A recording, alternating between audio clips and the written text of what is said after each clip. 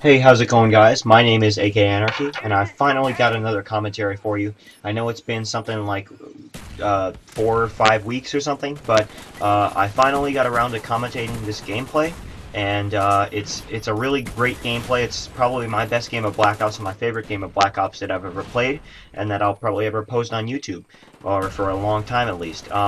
I know that after my montage, things kind of slowed down a bit, but I've been having a really busy week, and it's just been kind of hectic trying to get videos or anything done. I've been trying to do a little bit of editing, but I've been also been trying to organize getting Adobe After Effects, and just crew is started. And I've just had all sorts of stuff going on, so you haven't really heard from me in a very long time. If if you're still subscribed and you check our videos regularly. But I finally am back after the montage. I took a bit of a break, and now I'm back, and hopefully I'll be able to put out a few more commentaries than I have been lately. So I'd just like to explain what this is. As you can see, it's Domination on Jungle, and my score is incredibly beastly, and I'll wait for the end to show you guys that. It's amazing score, best score that I've ever gotten, and the great thing that I like about it is that I got it playing the objective. So I mean, it's just really it's one of my favorite games that I've ever played. Just like as I've said already. So what I basically tried to do is I immediately hopped on the B flag, if you remember, like a minute ago or so, and tried to get that double capture for the team. Because once you get a solid double capture on jungle with C and B, you pretty much got a spawn trap for the rest of the game if your team is competent. And so that's what I do. I get the spawn trap, and that's where my first death comes from. I will give you a hint and say I only die 3 times. And so that's where my first death comes from. And but I hop back on the flag, and I manage to get it, and then I spend the rest of the time either here watching over this spot, and kind of watching over B and keeping majority of enemies off, because sometimes people flank around wide, but so it's kind of like a 2-angle position that you have to guard over B. But I kind of consider that a bit campy and a bit reserved, and so I decided I would like to get as far up into their spawn as I could. And I came up to this rock right here, and this rock is great because all you have to do is pace back and forth, and you literally are controlling their spawn if they're still spawning there. These guys weren't the greatest players, I'll admit, but quite honestly, if you're playing against a team of professionals or really good players, then you're not going to get a score like this. It just doesn't work out. So just enjoy it for the score, and I spend the majority of the game just playing the objective and trying to keep the enemies off of B, and I would say I'm fairly successful. But I really don't want to talk about gameplay. You've all seen all the gameplay, and you know how to play Domination on Jungle. This is nothing new, but the score is new, and I wanted a chance to talk to you guys again and do another commentary. So basically, I wanted to talk about a kind of not so recent experience that I had, but one that it was a while ago, but I wanted to talk to you guys about it, and I never got a chance to do it in a commentary. But over winter break, if you can think back 3 months ago, or 2.5 months ago, I went hunting for the first time with my uncle.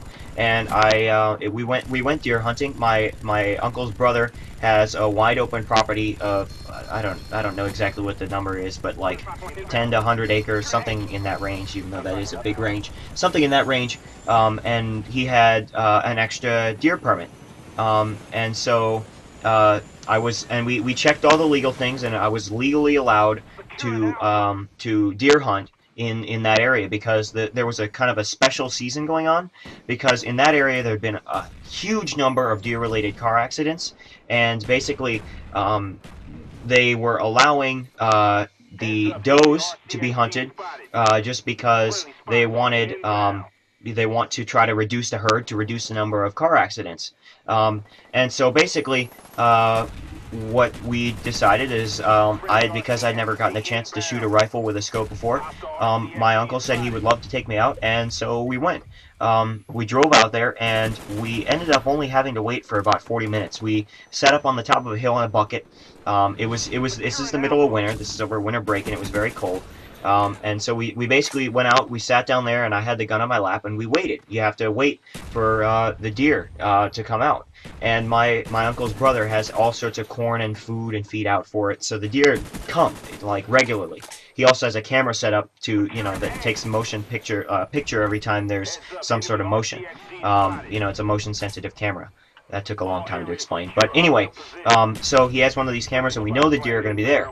So we just had to give it our best shot and go and see if one turned up. And thankfully, we waited for 40 minutes, and it was really miraculous actually, because with about, I was sitting there actually kind of uncomfortable because I'd had to go to the bathroom for about 20 minutes, so I was kind of eager to get out of there.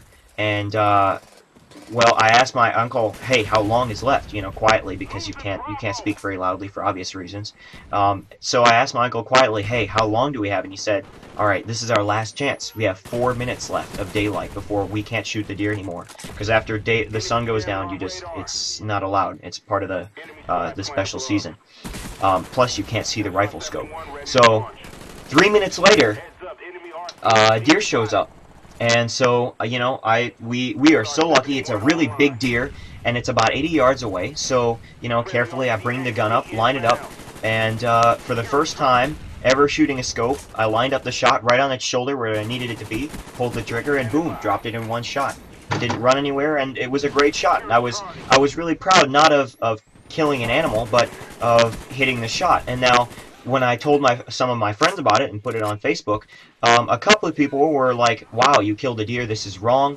But here's the thing, I really don't agree with that, and that's what I actually wanted to ask you guys. Because some people were saying, this is wrong and you killed an innocent animal, but it's not like it was simply for sport.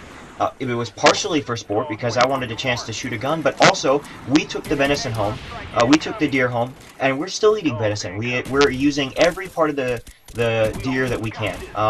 We used the gut. We recycled the guts for something, or my uncle's brother, used them for something, and I'm pretty sure that he still has the fur. Or I mean, I was told that we're going to use all of the animal, and so that's what we did. We still have some of the meat left, and we're still enjoying it. It's not like we just went out, "Hey, let's shoot a deer." You shot it and then left it there. That's not how it happened.